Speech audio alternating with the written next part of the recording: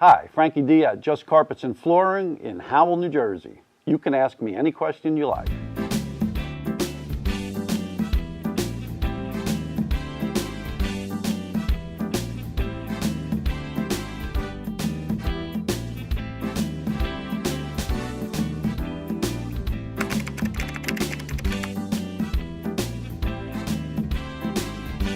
Right now, it's leaning toward the hard surfaces, hardwood. I would say it's probably, it might be 60 hard surface and 40 carpeting. The trend is going hard surface right now.